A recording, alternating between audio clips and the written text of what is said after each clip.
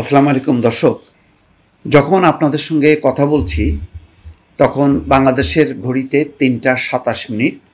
গোপালগঞ্জ একেবারে বলতে গেলে যুদ্ধক্ষেত্র। সেই যুদ্ধে আপাতত এনসিপির নেতারা পুলিশ সুপারের কার্যালয়ে অবরুদ্ধ হয়ে আছে। চতুর্দিকে আওয়ামী লীগের নেতা কর্মীদের সঙ্গে পুলিশের যুদ্ধ চলছে। তারা লাঠিচার্জ করছে, টিয়ার গ্যাস মারছে এবং একেবারেই খুবই নাজুক অবস্থা। পৌর পার্কে পৌঁছে এনসিপি নেতারা সমাবেশ শেষ করে যখন নাকি তারা মাদারীপুরের উদ্দেশ্যে যাচ্ছিলেন, তখন পৌরসভার সংলগ্ন সড়কে সেখানে প্রথম প্রতিরোধ গড়ে তোলে আওয়ামী লীগের নেতাকর্মীরা, ধাওয়া দেয় এবং তাদের ধাওয়া এবং প্রতিরোধের মুখে শেষ পর্যন্ত পিছু হটে আইনশৃঙ্খলা বাহিনী। তাদেরকে পাহারায় ছিল এবং সেই সাথে এনসিপির নেতারা পুলিশ সুপার কার্যালয়ে ভেতরে আশ্রয় নেয়। এখনও পর্যন্ত বেশ লম্বা সময় ধরে এখনও পর্যন্ত তারা সেখানে অবস্থান করছেন এবং সেখানে পাটোয়ারি, অন্যান্য নেতা আসনাত আবদুল্লাহ তাদেরকে দেখা গেল বক্তব্য রেখেছে।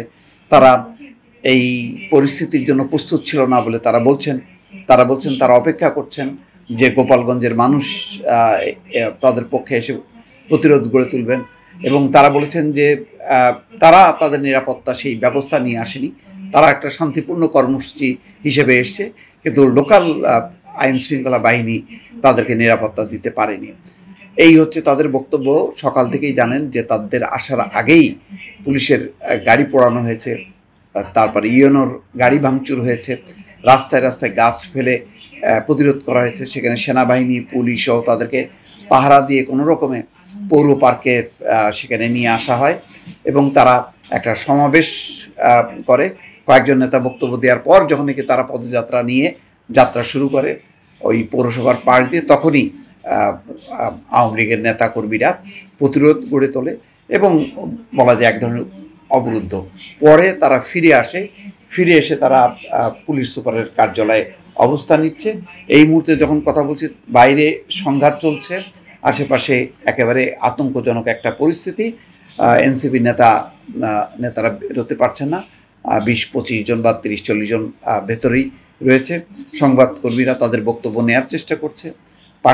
নাসিরুদ্দিন পাটোয়ারিকে দেখলাম বক্তব্য দিতে, তিনি ক্ষোভ প্রকাশ করেছেন, কিন্তু পরিস্থিতি থমথমে, একেবারেই প্রতিকূলে এই পরিস্থিতি। তবে আমার যেটা ধারণা যে গোপালগঞ্জে আসার আগে কি হতে পারে এটা তাদের ভালোভাবে পর্যালোচনা করা উচিত ছিল। গোপালগঞ্জের আজকের যে পরিস্থিতি, এই পরিস্থিতি কিন্তু নতুন না।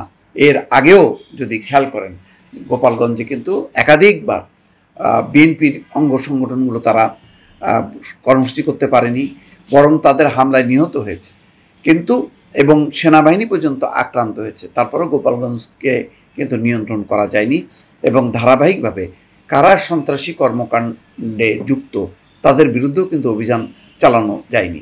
এবং গুরুত্বপূর্ণ বিষয় হলো গোপালগঞ্জে সেই আওয়ামী লীগের যে সমর্থন, তাদের যে ভিত্তি, এটা এত ব্যাপক, এত মানুষ ইনভলভ যে তাদেরকে ঠেকানো শুধু পুলিশ দিয়ে বা বিজিবি দিয়ে, আজকে তো সমস্ত আইনশৃঙ্খলা রক্ষাকারী বাহিনী কিন্তু নিয়োজিত হয়েছে, বিজেপি, র্যাব, সেনাবাহিনী, পুলিশ, তারপরেও কিন্তু রক্ষা করা যায়নি এনসিপির কর্মসূচিকে বা এনসিপির নেতাদেরকে এবং শেষ পর্যন্ত তারা জীবন রক্ষার জন্য তাদেরকে আশ্রয় নিতে হয়েছে এবং পুলিশ সেই প্রোটেকশনটুকু দিলেও তার চারিপাশের যেই বাইরের পরিবেশ একেবারেই প্রতিকূলে, সেখানে রীতিমতো একটা যুদ্ধ চলছে। কি হয় পরিস্থিতি দর্শক নিশ্চয়ই আপনাদেরকে জানাবো, নিশ্চয়ই ভয়েস বাংলার সঙ্গেই থাকবেন। ভালো থাকবেন, আল্লাহ হাফেজ।